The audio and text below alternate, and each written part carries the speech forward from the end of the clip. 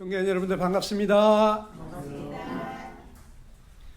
예, 진작 찾아뵀어야 되는데 이렇게 초청할 때까지 못 와보고 참 송구합니다. 늘 기도하고 있었는데 또 이렇게 CBF 활동이 활발하게 되어지고 있고 또 인터넷상에서도 이렇게 볼 수 있어서 제가 가끔 이렇게 보면서 동대문교회가 참 비전이 있다. CBF 이 캠퍼스 사역을 통해서 참 전국에 있는 대학교 이 젊은 청년들이 참 이렇게 활발하게 캠퍼스 전도를 하고 또 이렇게 교회로 모여서 뜨겁게 이렇게 찬양하고 기도하고 모이는 것을 보면서 굉장히 참 좋았어요. 요즘 청년들이 자꾸 줄어들고 있는데 이 교회는 아닌 것 같아요. 이 교회는 청년들이 계속 이렇게 많이 늘어나는 것을 보면서 비전이 있다. 그런 생각을 했습니다. 여러분과 첫 시간에는 저희 이제 그 전도인으로서의 삶, 그 간증을 듣기를 원하셨고, 또 한 시간은 이 전도에 대한 말씀을 좀 해달라고 제가 부탁을 받았습니다. 그래서 제가 이 시간에 제가 살아온 얘기를 좀 드리려고 하는데, 저는 1980년도 7월 달에 예수님을 만났습니다. 대학교 1학년 때 제가 예수님을 만났기 때문에 이 캠퍼스 사역이 얼마나 중요한지를 제가 잘 알고 있습니다. 제가 85년도부터 저기 강원도 속초 거기에 가서 선교단체 사역을 하면서 CBF 학생들을 위한 그러한 그 캠프 전도 메시지 해달라고 저도 그때 청년이었었는데 제가 CBF 강사로 가서 교제도 하고 또 우리 지금 선교하러 가 있는 필리핀의 우리 최병익 선교사 저하고는 아주 막역한 친구인데 홍대 캠퍼스에 가서 또 이렇게 캠퍼스 전도도 하고 그랬었는데 이제 CBF가 우리 김선호 선교사님과 함께 다시 부흥을 하겠구나 기대가 됩니다. 또 여기 젊은 청년들 뜨겁게 기도하시면서 대학 초기에 1학년 때 인생 어떻게 살아야 될까 이제 생각하는 그런 때에 참 이 어린 학생들을 주님 앞으로 잘 인도하시면 정말 그 학생들 복 받은 겁니다. 저도 1학년 때 예수님을 만나서 정말 행복한 사람이 됐습니다.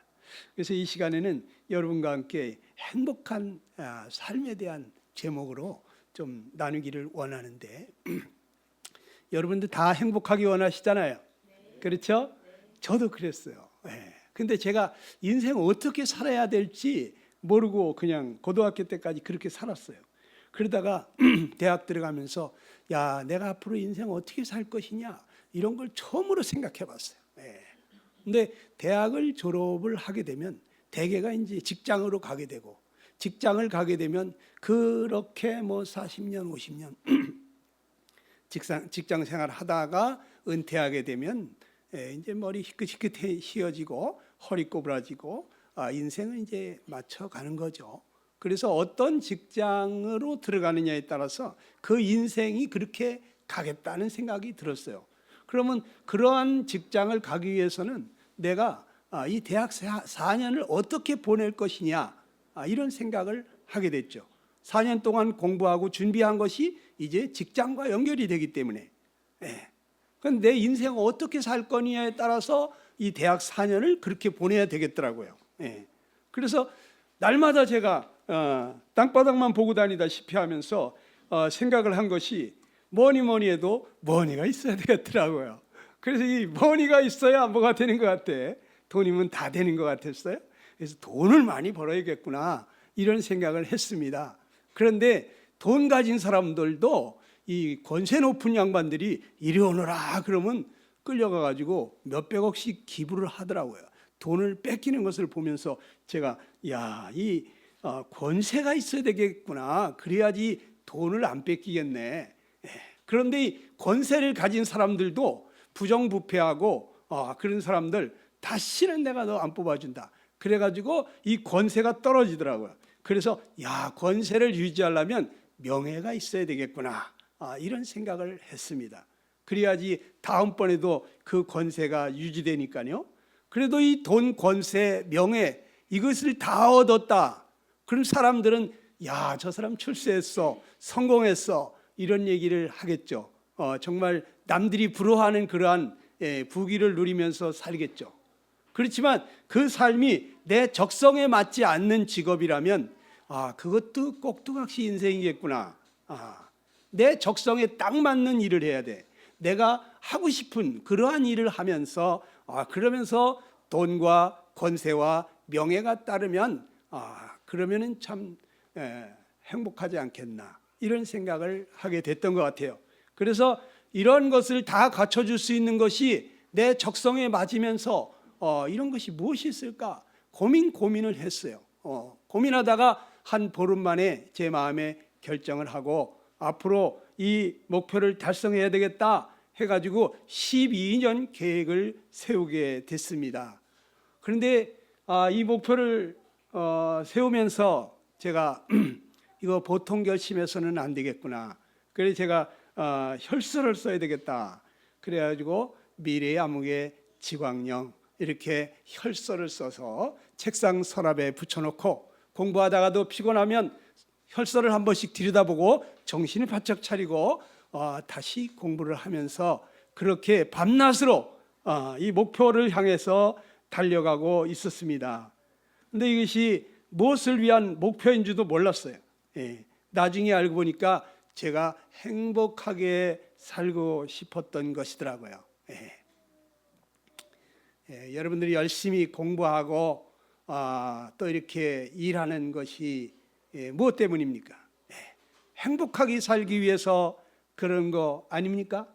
그렇죠? 결혼은 왜 합니까? 행복하게 살려고. 저 사람하고 결혼하면 행복할 것 같아서 그래서 결혼하잖아요. 그렇죠? 우린 정말 다 행복한 인생을 원합니다. 근데 무엇이 참 행복인지 제가 잘 몰랐던 것 같아요. 그런데 돈과 권세와 명예와 이 모든 것을 다 누려봤던 분이 이런 말씀을 하셨어요. 우리 전도서 2장 24절 말씀 같이 한번 읽어보겠습니다. 시작. 사람이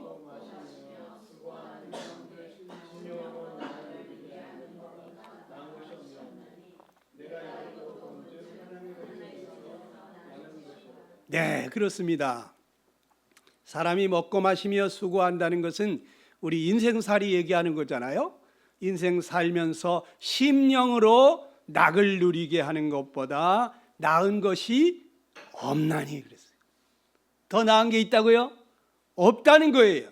돈, 권세, 명예 다 누려봤던 솔로몬 왕이 깨닫고 하는 얘기가 사람이 심령에 낙이 있어야 된다. 마음이 즐거워야 된다는 거예요. 여기 연세 들으신 분들은 공감이 되죠? 공감이 되실 거예요. 아주 젊은 사람들은 뭐니 해도 그래도 뭐니가 우선이 아닐까? 이런 생각할 수 있어요. 그런데 그 돈이 많은 사람도 행복하지 않을 수 있어요. 여러분, 저는 돈이 정말 중요하다고 생각했습니다. 그런데 우리나라 대재벌 이름만 대면 다 아시는 분이 저 서울 안국동 12층 본사에서 뛰어내려 자살하는 것을 보면서 이 돈도 사람을 행복하게 해주지 못하는구나. 돈, 셀 수 없이 많은 돈을 가지신 분이 왜 자살을 하겠어요? 행복하면 그렇게 하겠습니까? 얼마나 답답하고 깝깝하고 죽겠으면 자살을 하겠어요. 이 돈이 행복을 주지 못하더라. 그런데 저는 이 권세를 또 얻으려고 했습니다. 그런데 권세 중에 제일 높은 권세가 무슨 권세입니까? 대권이잖아요. 대통령 권세. 지금도 서로 대권을 잡아보려고 난리죠. 그런데 이 대권을 잡으신 분들 한결같이 행복했다는 사람이 있을까요? 대통령들한테 한번 물어보세요. 못해먹겠다 그러다가 부엉이 바위인가 어디서 뛰어내려서 돌아가신 분도 계시잖아요. 감옥에서 몇 년씩 썩다가 오신 분도 계시잖아요. 네? 지금 탄핵당하신 그분도 행복하셨냐고 물어보면 2년 동안 정말 행복했다고 할까요? 그렇지 않아요. 이 최고의 권세를 가지신 분도 행복하지가 않더라고요. 또 이 명예는 어떻습니까? 수많은 사람들이 교수님, 박사님하고 따르는 우리나라 최고학부 S대학교 교수님이 자기 부모를 죽여서 자기 집 앞마당에 나무 밑에다가 묻어버리는 이러한 파렴치한 짓을 하는 것을 보면서, 아니 그 많은 사람들이 존경하고 따르는 그 훌륭한 분이 뭐가 부족해가지고 이러한 파렴치한 짓을 하겠어요? 행복하면 그렇게 하겠습니까? 부모를 죽여서라도 유산을 빨리 얻으려고 하는 이러한 그 마음, 명예도 사람을 행복하게 해주지 못하더라고요. 예. 여러분, 적성에 맞는 직업을 가지고 살면 정말 행복할까요? 자기가 하고 싶은 일을 하니까, 일을 할 때 성취감이 있고 하고 싶은 일을 하니까 참 좋겠죠. 그런데 사람은 일만 하면 사는 것이 아닙니다. 사람은 사람과 사람 사이에 사는 거예요. 그래서 인간이 되라고 그랬잖아요. 사람인자, 사이간자, 사람과 사람 사이에 관계를 맺으면서 사는 것이 인간입니다. 네. 그런데 자기 자신과도 평화를 하지 못하는 사람이 둘이 하나가 되어지는 것이 쉽겠습니까? 그러니까 이혼하게 되어지고 부부가 그렇게 행복하게 살려고 결혼했는데도 지지고 볶고 싸우는 거예요. 네. 우리는 수없이 많은 관계를 맺으면서 삽니다. 부모와 자식 간에, 부부 간에, 또는 이 사회에서, 직장에서 친구들하고 여러 관계 가운데서 살아가는 사람들입니다. 일만 하면서 사는 존재가 아닌 거예요. 이 적성에 맞는 직업을 가졌다고 해도 사람이 혼자 사는 것도 아니고 행복할 수 있는 게 아니구나.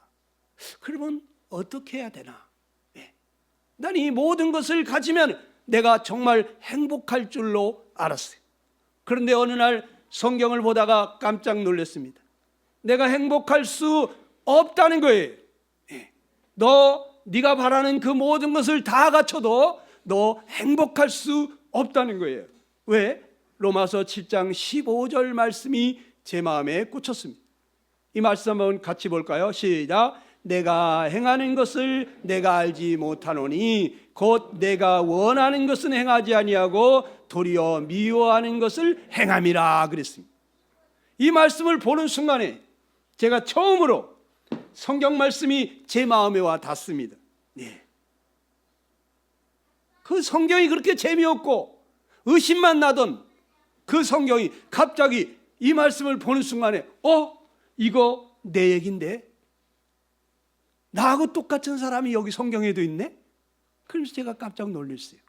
내가 행하는 것을 내가 알지 못하노니, 내가 왜 그러는지 나도 모르겠어.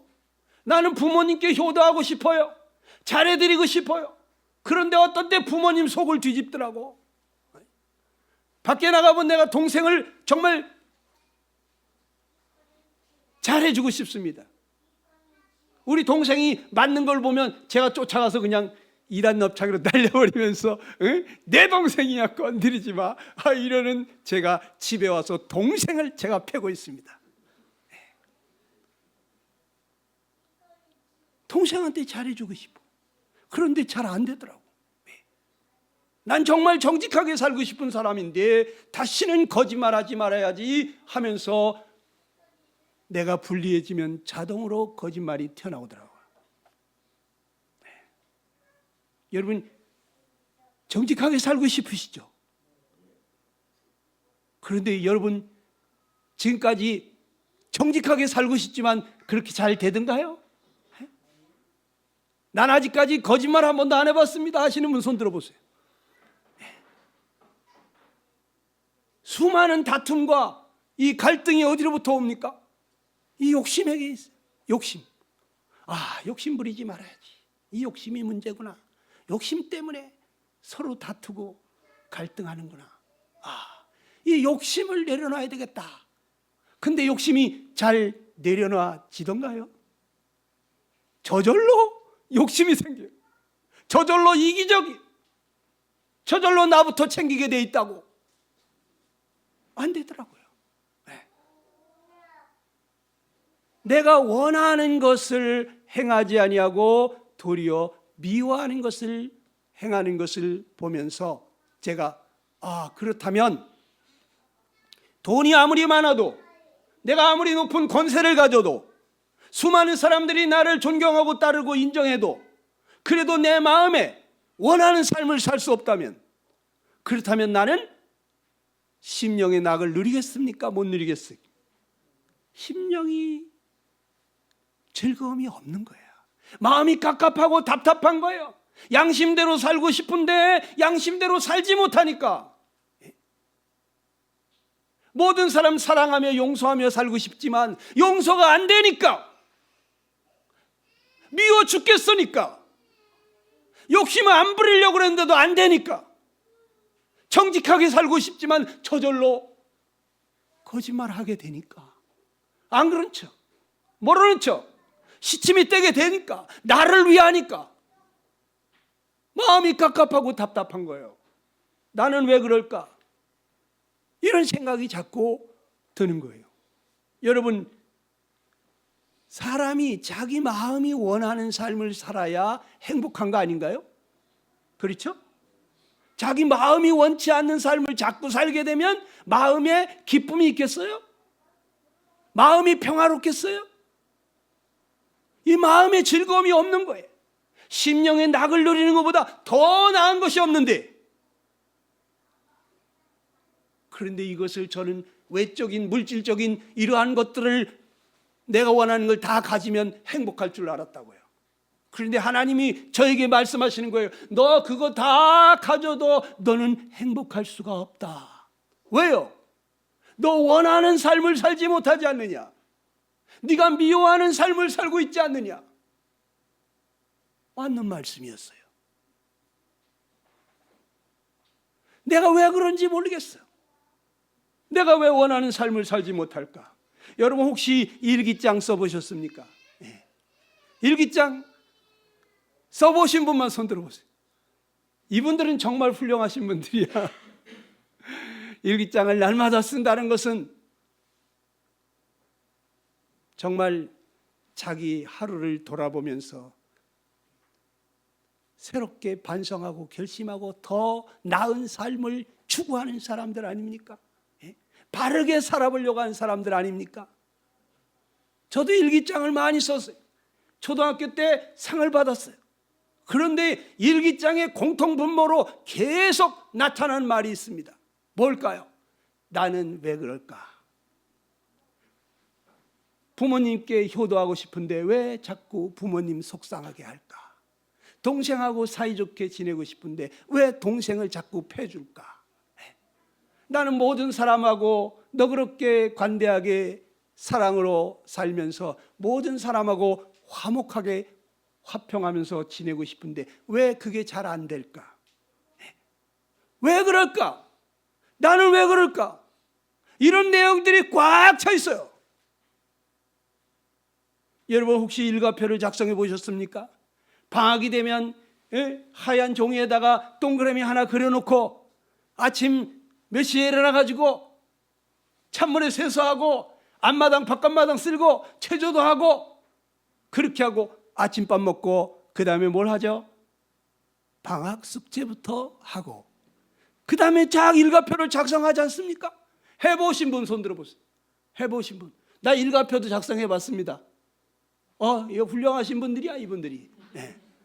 방학 생활을 정말 알차게 보내려고 하는 사람들이었다고. 네. 정말 규모 있게 보내려고 했던 사람들이라고. 그런데 첫날은 이게 참 잘 됩디다. 예. 알람 시계 울릴 때 따라랑 울리면 아이고 시간이 됐구나. 나가가지고 찬물에 세수하고 체조도 하고 앞마당 바깥마당 쓸면서 하루를 힘차게 시작을 합니다. 그런데 이틀 3일 지나다 보면은 3일 저녁 때쯤 되면은 저기 동구 밖에까지 나오셔서 우리 어머니가 소리 지릅니다. 광령아, 밥 먹어라. 그때 저는 뭐 하고 있을까요? 친구들하고 열심히 가이상놀이 하고 있습니다. 예? 지금 일과표에는 뭐 하고 있어야 돼요? 지금 집에 가서 저는 숙제하고 있어야 되는 시간입니다. 일과표는 벽에만 붙어 있지 나하고 상관이 없는 거예요. 이제부터는. 예? 여러분 3일 동안 저는 분초도 안 틀리고 일과표를 지켜봤습니다 하시는 분 손 들어보세요. 여러분 잘 안 되더라고요. 저만 잘 안 되던가요? 정말 내가 마음에 원하는 대로 그렇게 살지를 못하고 있는 저 자신을 발견했습니다. 여러분 수없이 많은 인생을 살면서 결심을 해보셨을 거예요. 예. 앞으로 나는 이렇게 해야 되겠다. 어떤 사람은 결혼할 때 아주 맹세합니다. 예. 검은 머리 팥불이 되도록 이 아내만, 이 여자만 생각하고 이 여자만 사랑할 것을 맹세하십니까? 네! 큰 소리로 맹세하는 사람도 있습니다. 아내들도 네! 이 남자만 존경하고 따르고 사랑하고 순종하면서 살겠습니다. 그런데 그렇게 잘 되나요? 맹세까지 하면서 서약을 하면서 그건 잘 안 돼요. 우린 다 행복하려고 결혼했습니다. 근데 그게 이혼하려고 결혼한 사람 아무도 없잖아요. 근데 우리나라 지금 한 50%가 이혼하고 있습니다. 네? 두 가정 중에 한 가정이 깨집니다. 왜 그럴까요? 마음에 결심한 대로 안 되는 거예요. 하나님이 저에게 제 모습을 보여주신 거예요. 너 마음이 원하는 것을 행하지 않냐고 도리어 미워하는 것을 하지 않느냐는 거예요. 이 말씀이 맞더라고요. 그래서 이걸 해결하지 않으면 내가 행복할 수 없다는 걸 알겠는데 도대체 이것이 원인이 뭔지를 모르니까 내가 왜 결심하면서도 안 될까? 어떤 사람이 손가락이 10개가 다 잘렸습니다. 이 사람은 내가 또 화토장을 만지면 이 손가락을 잘라버린다고 했던 사람입니다. 그런데 지나가다 보니까 아이고 화토판이 벌어졌는데 너무 그냥 초짜들이 와가지고 화토 치는 걸 보니까 아이고 내가 들어가면 저건 싹 쓸어버릴 것 같은데 그래가지고 들어갔다가 홀라당 잃고서 내가 다시 손가락을 그래가지고 하나 자르고 또 하나 자르고 자르다가 보니까 10손가락이 다 잘렸어요. 다시는 화토장을 만지나 봐라. 근데 어느 날 보니까 이분이 발가락으로 화토 치고 있더라는 거예요. 여러분 사람이 결심한 대로 되어지는 게 아닙니다.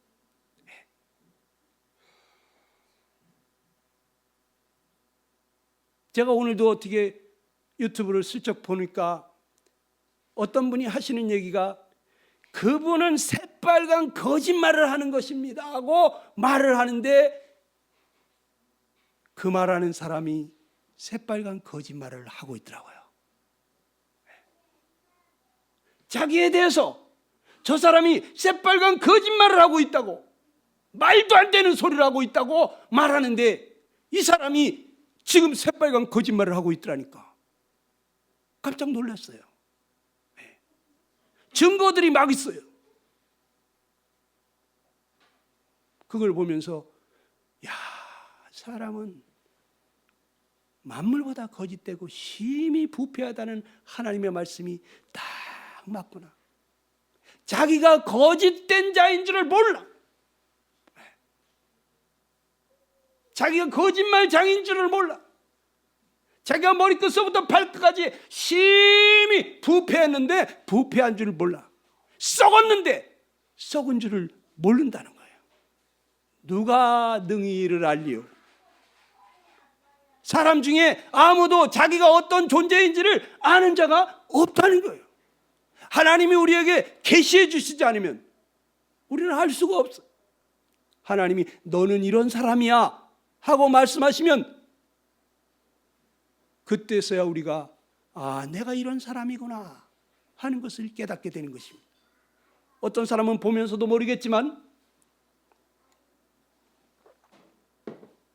사람은 자기가 어떠한 존재인지도 잘 모릅니다. 저는 왜 내가 원하는 삶을 살지 못하는지 그거를 잘 알 수가 없었습니다. 그런데 하나님이 저에게 답을 주셨습니다. 로마서 7장 19절로 20절을 읽다 보니까 하나님이 저에게 답을 주셨는데 한번 같이 읽어볼까요? 시작. 내가 원하는 바 선은 하지 아니하고 도리어 원치 아니하는 바 악은 행하는도다. 만일 내가 원치 아니하는 그것을 하면 이를 행하는 자가 내 속에 거하는 죄니라 그랬습니다.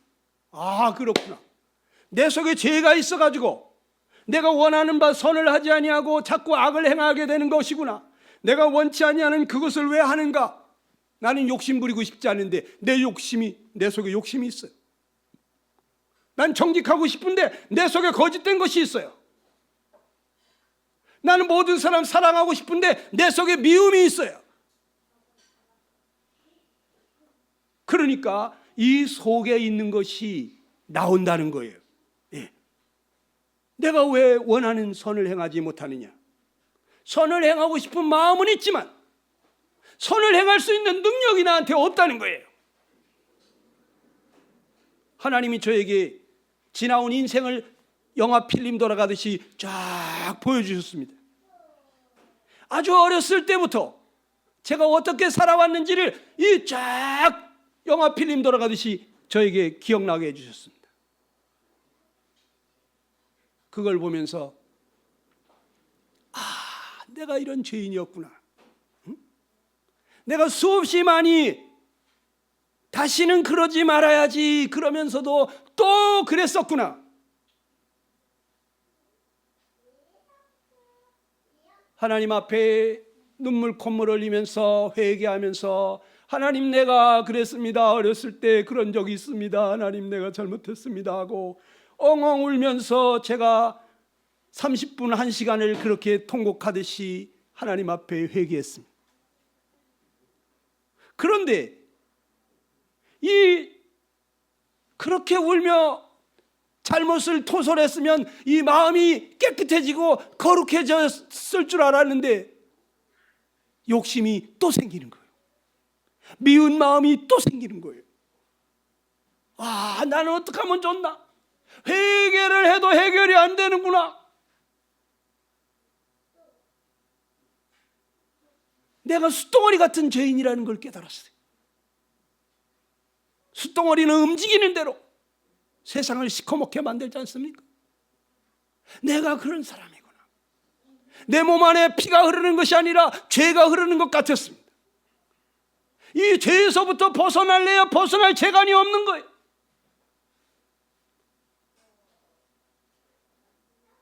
그래서 두 손을 다 들었어요.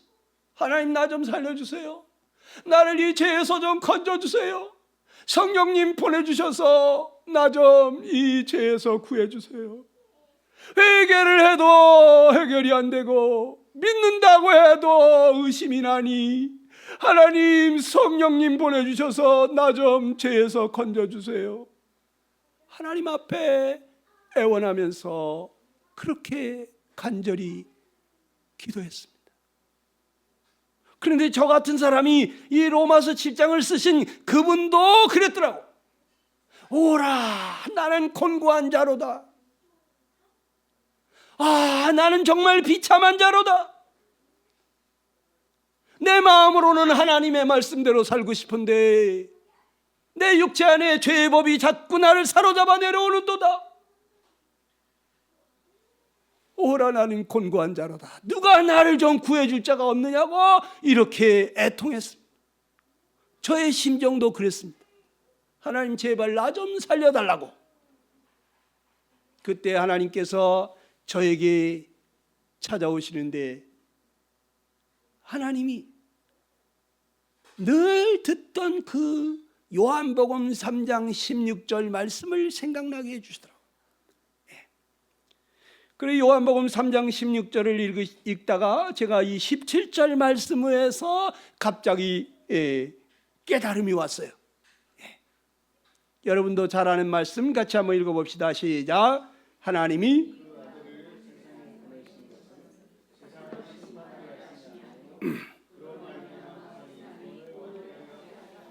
이 말씀을 읽는 순간에 그렇지, 하나님이 그 아들을 세상에 보내셨지. 그런데 세상을 심판하려 하심이 아니라고? 그렇지, 가늠한 현장에서 잡힌 여자도 주님께서 나도 너를 정죄하지 아니하노니 가서 다시는 죄를 범치 말라 이렇게 타일러 보내셨지. 사람들은 그 여인을 돌팔매하려고 정죄하면서 나타났지만, 그러나 예수님은 죄 없는 자가 먼저 돌로 쳐라 이러시면서 정죄하지 아니하시더라고. 나도 너를 정죄하지 않겠다. 그러더니 그분이 십자가에 가셔가지고 아버지, 저들의 죄를 사하여 주시옵소서, 저들은 자기가 하는 일을 알지 못하나이다고 피눈물 흘리면서 돌아가시는데, 예수님이 바로 나를 구원하시려고 저렇게 돌아가신 것이구나.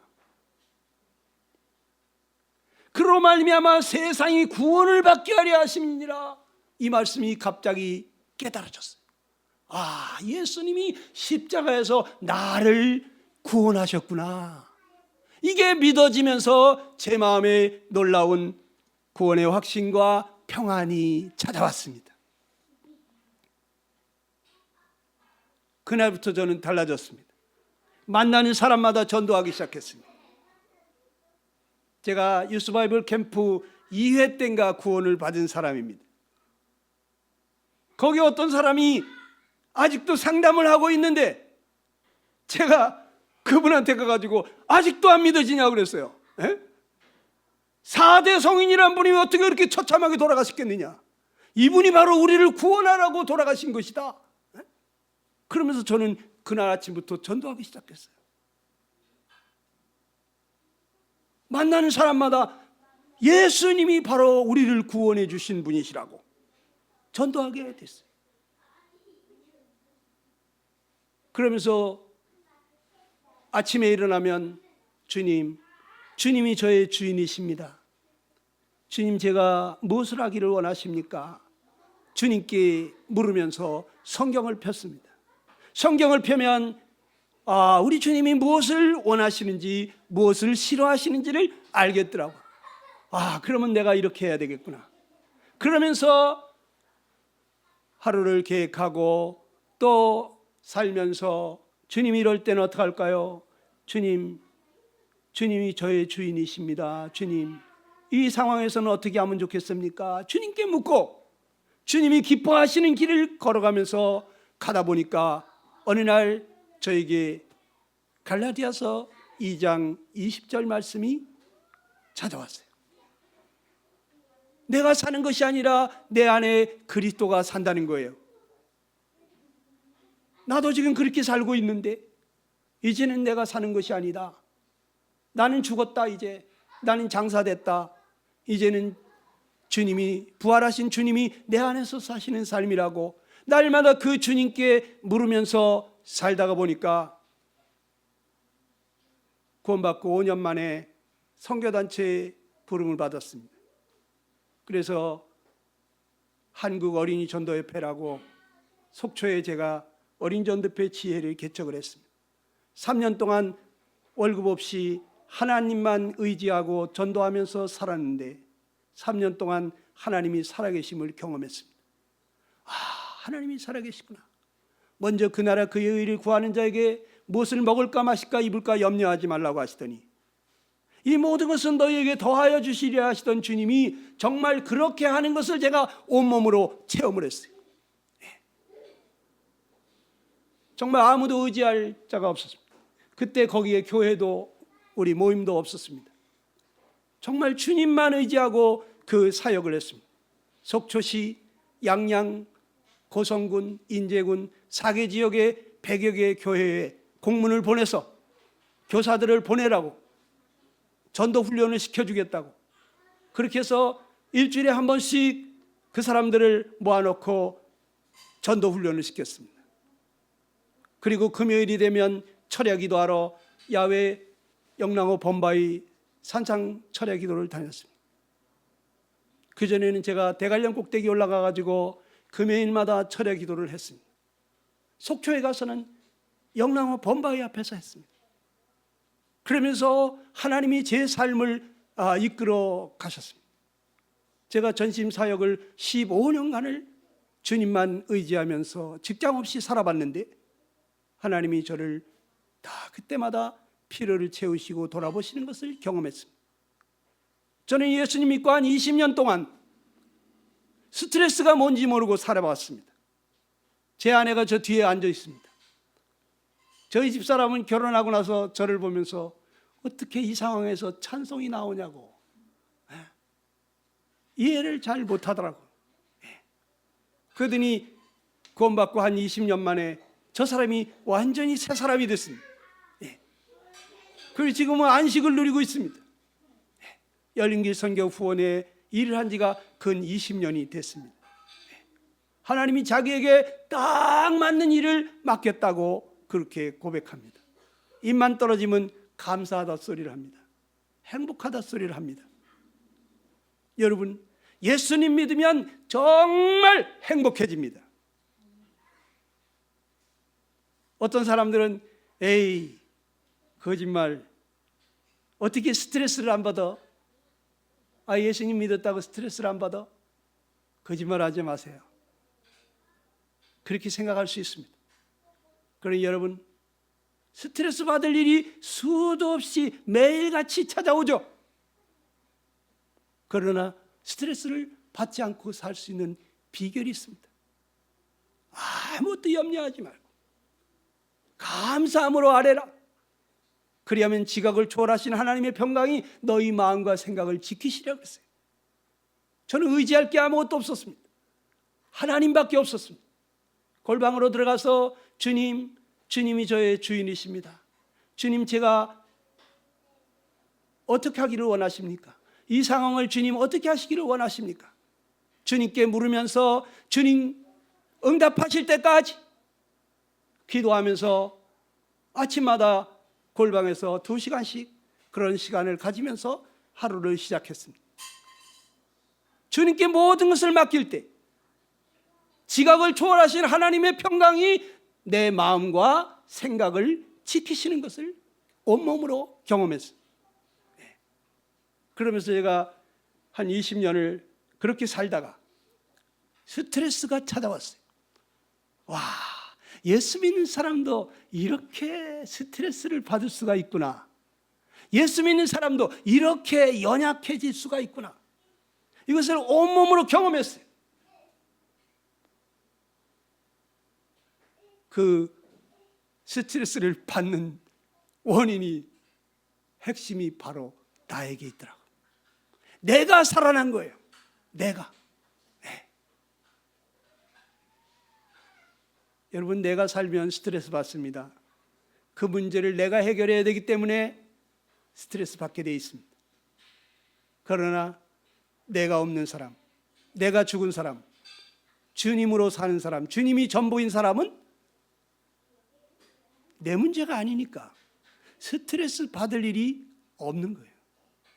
그런데 모든 인생 문제, 내 문제인 줄 아는 사람은 날마다 스트레스 속에서 살아가는 것입니다. 제가 그래서 여러분에게 어떻게 하면 행복한 삶을 사는지 제가 깨달은 걸 조금 나누기를 원합니다. 여러분, 우리 크리스찬들의 신앙생활이라고 하면 한마디로 어떤 성경 구절이 떠오릅니까? 여러분, 아까도 예배 때 보니까 어떤 분들이 그러한 그 말씀을 이렇게 묵상하면서 감사를 드리는데, 저는 이 갈라디아서 2장 20절을 여러분에게 소개해드리고 싶습니다. 같이 한번 읽어봅시다. 시작.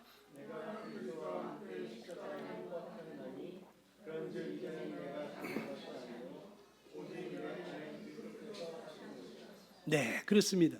여기 보면 누가 십자가에 못 박혔다고 했습니까? 여기 동대문 교회는 굉장히 수준이 높은 것 같아요. 내가 십자가에 못 박겠다고 이렇게 깨닫는 교회는 정말 드뭅니다. 대부분이 예수님이 십자가에 못 박혔지, 날 위해서 그분이 십자가에 못 박힌 것을 다 알고 믿고 있어요. 그런데 내가 십자가에 못 박힌 것을 깨달은 교회는 드뭅니다. 그런데 이 동대문 교회는 예배 속에서 제가 그걸 느꼈어요. 아, 이 교회 성도들은 자기가 죽은 줄 아는구나. 이제는 내가 사는 게 아니라 그리스도가 사는 것이라는 것을 깨닫고 있더라고. 제 감동이 됐습니다. 여러분, 십자가에 못 박는다는 게 뭐예요? 무슨 뜻이죠? 사형 집행한다는 얘기 아니에요? 그렇죠? 십자가에 못 박는다는 것은 사형시키는 거예요. 그런데 이 말씀은 누구를 사형시켰다고 그랬습니까? 그리스도와 함께 나를 하나님이 사형시켰다는 거예요. 내가 그리스도와 함께 십자가에 못 박혔다는 거예요. 그렇죠? 자, 여러분, 하나님이 왜 나를 사형시켰을까요? 어떤 사람을 사형시키죠? 어떤 사람? 죄 지은 사람? 그렇지 않아요. 제가 이 교도소 사역을 하고 있는데 죄 지은 사람 거기 수두룩합니다. 그런데 무기징역도 있고 30년형도 있고 10년형도 있고 다 급수가 달라요. 사형 선고 내린 사람은 어떤 사람이냐? 구제불능인 사람. 아무리 도와줘도 저 사람 변화될 가능성이 없어. 아주 무지막지한 사람, 능지처참해 사지를 찢어 죽여야 될 것 같은 그러한 죄를 짓는 사람, 극악무도한 사람, 또 교화불능인 사람. 이 사람은 무기징역이 아니라 100년, 200년, 1000년을 교화를 시켜도 교화되기는 틀렸어. 이런 사람이 사형감인 것입니다. 인면수심, 얼굴은 분명히 사람인데 그 속에는 금수가 들어있어. 사람을 죽이는데 낯빛 하나 변하지 않으면서 사람을 파리목숨 죽이듯이 이렇게 죽이는 사람들이 있어요. 인면수심, 양심부재, 양심도 없는 것 같은 사람이 있어. 사람에게만 양심이 있는 거예요.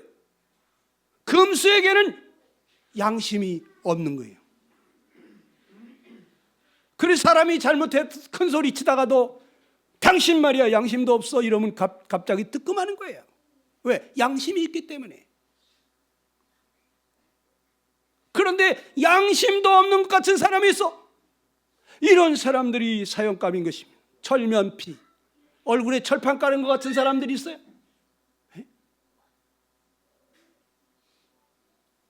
이런 사람들이 사형감이잖아요. 그렇죠? 아무나 사형시키는 거 아니죠? 그런데 하나님이 지금 날 보고 뭐라 그래요? 네가 바로 이런 사람이야. 이런 얘기를 하시는 거예요. 아유, 하나님 진짜 너무하신다. 내가 그렇게 무지막지하고 아니 그렇게 교화불능이고 말이지 나 양심도 없는 사람은 아니요. 그렇게 생각하십니까? 하나님이 잘못 판단하셨을까요? 하나님이 사형시키지 말아야 될 사람을 사형시켰을까요? 아니에요. 내가 바로 이러한 죄인이라는 거예요.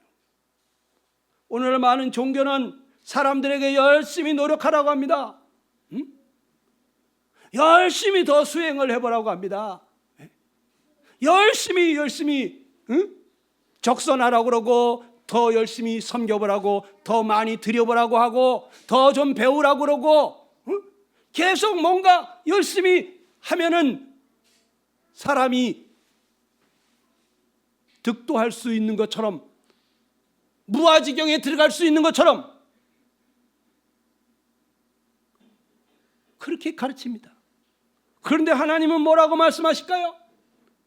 인간은 개선이 안 된다. 너희는 다 죽어야 하는 죄인이다. 거듭나야만 한다. 새 생명으로, 성령으로 거듭나서 성령으로 살아야만 사람다운 삶을 살 수 있다는 거예요. 성령으로 거듭나지 않은 사람 절대로 하나님을 기쁘시게 할 수 없어요.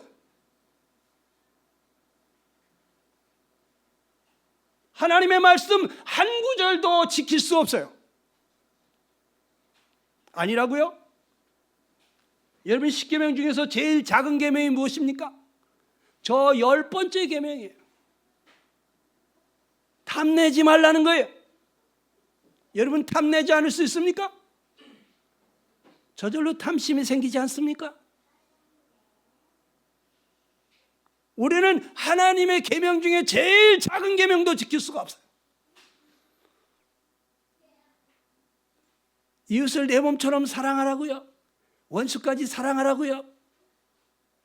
네 오른뺨을 치는 자에게 왼뺨까지 돌려대라고요? 그렇게 할 수 있을까요? 못합니다. 누가 한 대 때리면 쳤어? 다 했지? 그냥 자기도 모르는 사이에 우통 벗고 한번 해보고 싶은 이러한, 이게 정상이에요. 여러분, 성령으로 거듭나야 돼요. 성령으로 살아야만 사람은 하나님을 기쁘시게 할 수 있고 사람답게 살 수가 있어요. 여러분, 유명한 분이 있잖아요. 바울이라는 분. 당시 최고의 지성인이었죠. 도덕 군자같이 정말 율법에 흠이 없이 살았잖아요. 하나님의 말씀에 흠이 없이 살았다. 그 하나님의 모든 말씀을 다 고지고대로 지키며 살았다는 거예요. 성인 군자 같은 사람이었어요. 이분이 대단한 선생님 소리 들으면서 살았던 젊은 날부터 성공한 지도자였어요. 그러니까 수많은 제자들이 따랐습니다. 이 사람은 아주 난 사람이요, 든 사람이요, 된 사람이었어요. 그 당시 이스라엘 백성들이 자녀들을 낳으면은 그냥 저 사울 선생님만 본받아라. 너가 사울 선생님 제자만 되면 좋겠다. 이것이 그 어머니들의 하나 같은 소원이었어요. 그만큼 이분은 하나님의 말씀에 정통하고 하나님 말씀대로 경건하게 사는 사람이었어요. 하나님을 얼마나 경외하는지, 만사 제껴놓고 하나님을 위해서 교회를 핍박하고 예수 믿는 사람들을 때려잡으면서 유일하신 하나님을 섬기는 유대교를 바로 세우려고 했습니다. 그런데 그 사람이 예수 믿는 사람들을 잡으러 다니다가 갑자기 햇빛보다 더 밝은 빛을 만나서 눈이 멀었어요. 주여, 니시오니까 하나님이시죠? 하나님 맞죠? 그런데 너가 어찌하여 나를 이렇게 핍박하느냐? 나는 네가 핍박하는 예수니라. 이 말씀을 들었어요. 이 말씀을 듣는 순간에 얼마나 충격을 받았겠습니까? 예수는 하나님의 이름을 모독하는 참남한 죄인으로 십자가에 못 박아 죽인 저주받은 인간인데, 그런데 그분이 지금 하나님이라는 거예요. 햇빛보다도 더 밝은 빛으로 임해서 자기 눈을 멀게 하신 이 하나님이 바로 예수님이라는 것을 깨닫는 순간에 얼마나 충격을 받았겠습니까? 그래서 이 사도 바울이 엎어지면서 두 번째 하는 말이 뭐라 그랬냐? 주님, 내가 무엇을 하리까? 그랬습니다. 저는 이분이 아마 이런 생각을 했을 것 같아요. 예수는 분명히 십자가에서 죽었는데 어찌 살아계신 걸까? 정녕 예수가 하나님이 보내준 구세주였단 말인가? 내가 무지한 예수님을 죽게 했구나. 예수님은 성자 하나님이셨구나. 나의 주 나의 하나님이여, 내가 주님을 핍박하였나이다. 주여, 나는 죄인 중에 죄인입니다. 참으로 무지한 똑똑 바보였나이다. 주여, 내가 무엇을 하리까? 그는 안다고 생각한 사람이었어요. 대단히 많이 배웠기 때문에. 그는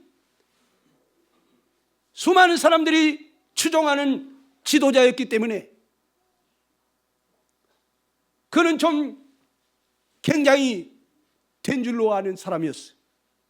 그런데 그가 자기가 지금까지 알았던 모든 것, 자기가 지금까지 경험했던 모든 것, 그것이 다 무너져 내려앉았어요. 아, 내가 똑똑 바보였구나. 내가 하나님을 위한다고 하면서 성경에 말씀하신 한 아기를 보내셔 한 아들을 보내시는데 그분은 영존하시는 하나님, 평강의 왕이시고 전능하신 하나님이시라고 했는데 그 하나님이 메시아로 오셨는데 그것도 모르고 십자가에 못 박아 죽이라고 했던 사람이 바로 자기라는 것을 깨달았을 때 얼마나 충격을 받았겠습니까? 그래 무릎 꿇은 거예요. 주여, 내가 무엇을 하리까? 이제부터는 내 마음대로 살지 않겠습니다. 내 생각대로 살지 않겠습니다. 지금까지 자기는 종교인이었던 거예요. 자기가 하나님을 섬기는 종교인이었다고. 그런데 이 사람이 갑자기 그리스도인이 된 것입니다. 자기를 다 내려놓은 것입니다. 주인이 갑자기 바뀐 것입니다. 나에서 예수님으로. 주여, 당신이 나의 하나님이십니다. 당신이 만왕의 왕이십니다. 내가 무엇을 하리까? 말씀만 하십시오. 내가 이제 알아서 기겠습니다. 말씀만 하십시오. 주님 앞에 납작 엎드렸어요. 그 액티브하던 사람이 3년 동안 쥐죽은 듯이 조용하게 말이 없습니다.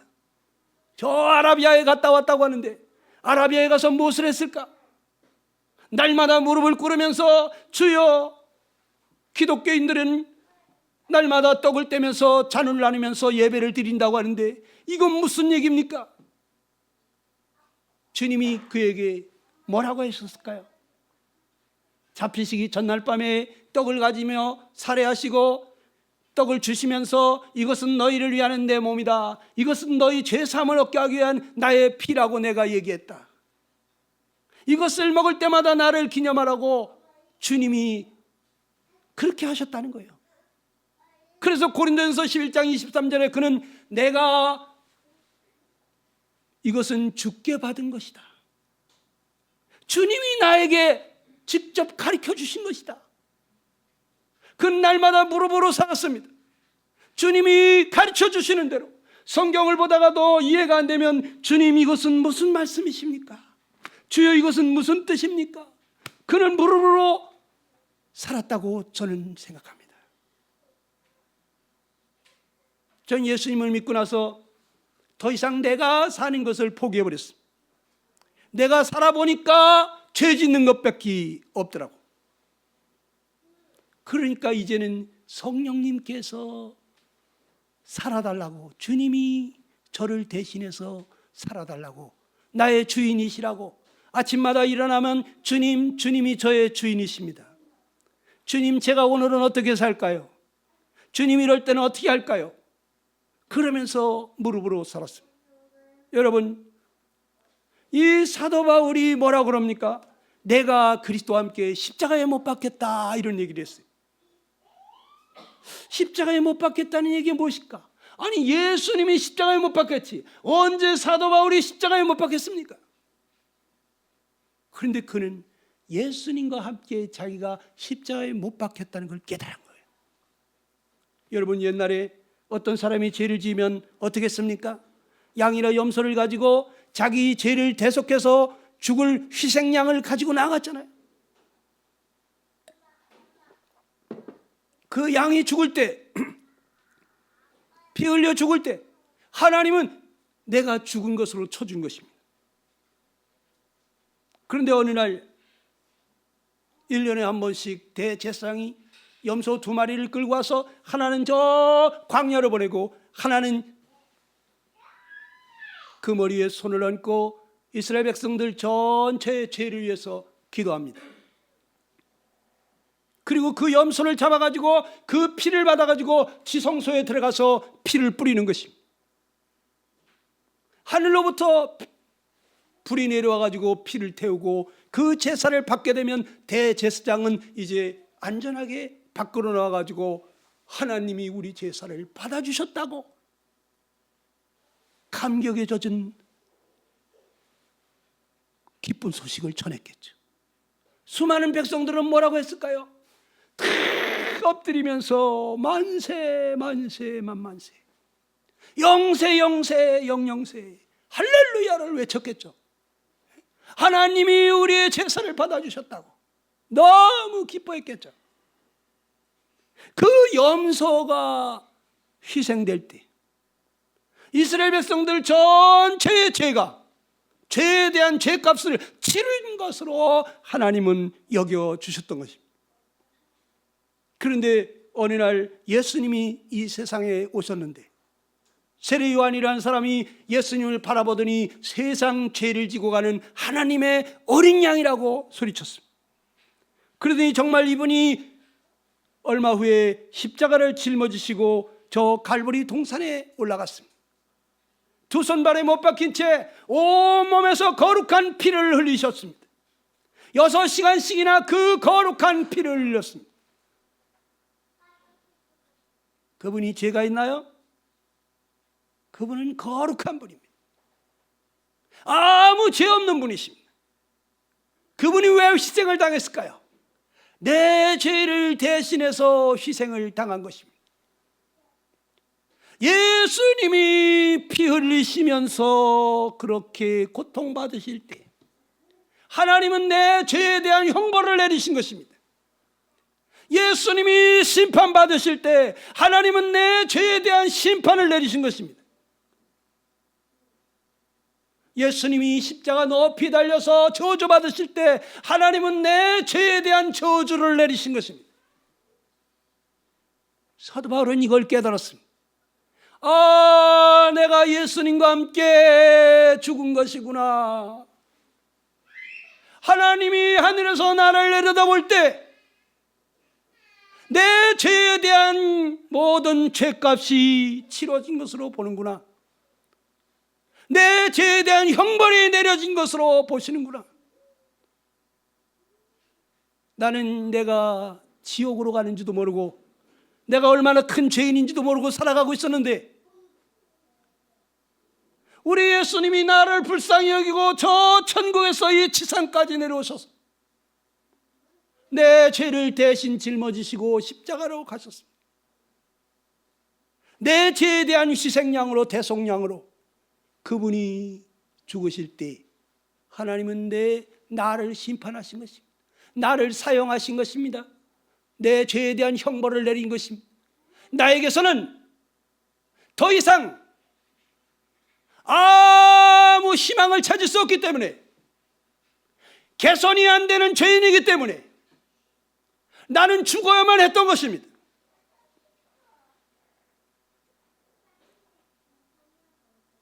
거룩한 새 영이 오셔서 우리 안에서 살아주시지 않으면 나는 새로운 삶을 살 수 없는, 하나님을 기쁘시게 할 수 없는 사람이었어요. 이 사도 바울이 이걸 깨달았어요. 아, 내가 그리스도와 함께 그때 십자가에 못 박힌 것이구나. 내가 그때 죽은 것이구나. 하나님은 나를 거기서 사형 집행하셨구나. 이걸 깨달았어요. 그런데 사도 바울만 그렇습니까? 여러분과 나도 똑같은 거예요. 2000년 전에 예수님이 십자가에 돌아가실 때 하나님은 내 죄에 대한 형벌을 내린 거예요. 나에게서 아무 가망성을 찾지 못하기 때문에, 구제불능인 죄인이기 때문에 나를 십자가에서 사형 집행하신 거예요. 그 희생양 대신 예수님과 함께. 여러분, 내 안에 그리스도가 산다고 하는 것은 무엇입니까? 내 안에 그리스도가 오셨으니까 그분이 사는 거예요. 내 안에 그리스도가 영이 안 계시다면 나는 그리스도인도 아니에요. 내 안에 하나님의 영이 인도하시지 않는다면 나는 하나님의 자녀도 아니에요. 그리스도의 영이 내 안에서 오셔서 그분이 사시는 거예요. 그러니까 이제 믿는 사람은 그 삶이 어떤 삶이라고요? 같이 한번 읽어봅시다. 시작. 내 안에 오신 그리스도의 원함이 곧 나의 원함이고,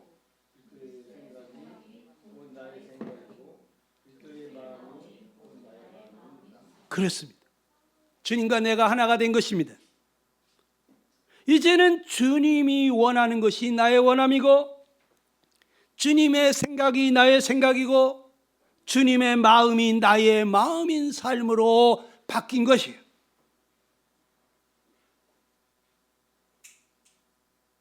저는 세상에서 출세하려고 야망을 가지고 혈서까지 써놓고 공부하고 있었습니다. 그 어느 날 제 야망이 어디로 갔나? 야망이 없어졌어요. 내 원함이 없어졌어요. 주님이 원하는 것이 나의 원함이 되고, 주님이 기뻐하시는 것이 나의 기쁨이 되어버렸어요. 주님의 꿈이 나의 꿈이 되어버렸어요. 여러분, 크리스찬들은 자기 야망을 가지고 사는 사람들이 아닙니다. 주님이 내게 주신 비전을 따라서, 주님이 나를 통해서 하고자 하시는 그 삶에 들여진 사람들인 것입니다. 여러분, 그리스도인이 왜 행복하냐? 여러분, 빌립보서 2장 13절을 깊이 묵상하시고 외우시고 마음에 새기시면 좋겠습니다. 우리 같이 한번 읽어봅시다. 시작. 너희 안에서 행하시는 이는 하나님이시니 자기의 급하신 뜻을 위하여 너희에게 소원을 두고 행하게 하신다 그랬어요. 자, 여러분 속에서 행하시는 분이 누구라고요? 하나님이라고 그랬어요. 하나님이 내 안에서 행하고 있지 않다면 나는 하나님의 자녀도 아니고 그리스도인도 아닙니다. 하나님이 성령으로 내 안에서 지금 살고 계셔야 돼.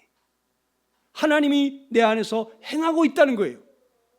어떻게 행합니까? 자기의 기쁘신 뜻을 위해서, 하나님 기쁘신 뜻을 이루기 위해서 너희에게 소원을 두고 행하신다 그랬어요. 자, 여러분, 내 마음속에 소원을 주시면서 하나님이 일을 하신다는 거예요. 소원이 뭡니까?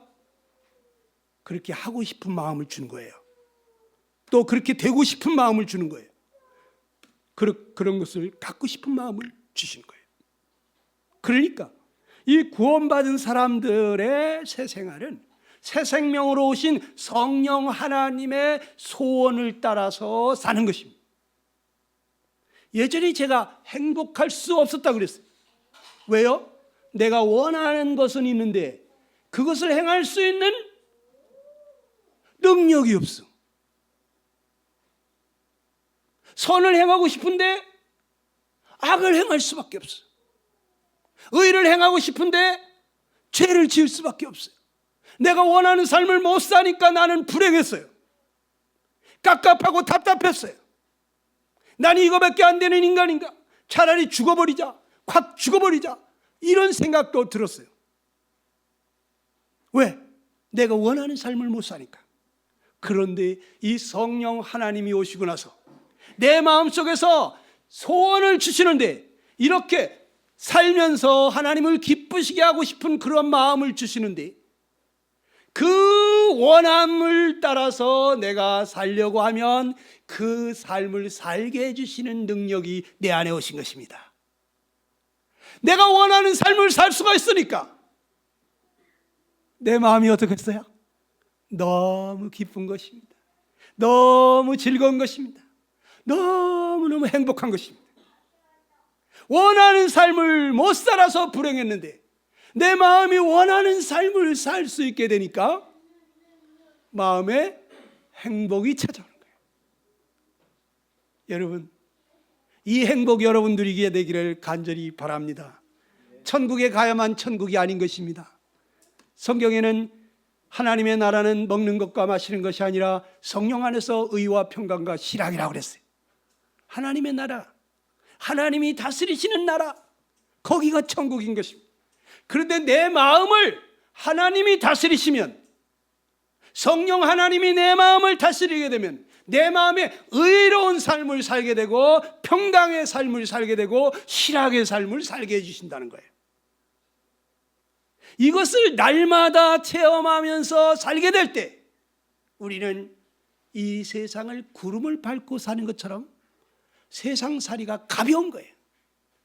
세상살이가 쉬운 거예요. 용서 못할 사람도 없고 참지 못할 고난도 없고 아무것도 걱정될 것도 없어. 왜냐하면 전능하신 하나님이 나와 함께하고 있잖아요. 그분이 세상 끝날까지 나와 함께 하신다잖아요. 내가 과연 너를 버리지 않냐며 과연 내가 너를 떠나지 않겠다고 하시잖아요. 전능하신 창조주가 나의 하나님이 되셔서 그분이 약속을 신실히 지키시면서 그 말씀하신 그대로 하시면서 그분이 원하시는 대로 내가 순종하여 드리기만 하면 내 안에서 기뻐하시기 때문에 주님의 기쁨이 나의 기쁨이 되는 것입니다. 주님의 평강이 나의 평강이 되는 것입니다. 내가 그 의의 길을 걸어가기 때문에 담대한 것입니다. 당당한 것입니다. 아무 꿀릴 것도 없는 것입니다. 그리스도인들은 세상의 빛이에요. 어둠이 아무리 몰려와도 빛을 삼킬 수는 없습니다. 빛이 비추면 어둠은 물러가게 돼 있어요. 우린 이 어둠을 밝히는 사람들인 것입니다. 세상에 그리스도의 어떠함을 우리는 힘있게 영향력을 미치면서 사는 사람들인 것입니다. 여러분, 그래서 사도 바울은 성령을 쫓아 행하라.